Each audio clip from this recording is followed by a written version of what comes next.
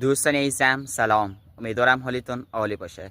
دوستان در این جلسه میخوام چند تا اصطلاح خیلی مهم و کاربردی رو با تایم یاد بگیریم.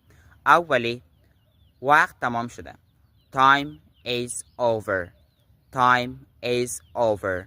دومی، وقت ندارم. I'm out of time. I am out of time.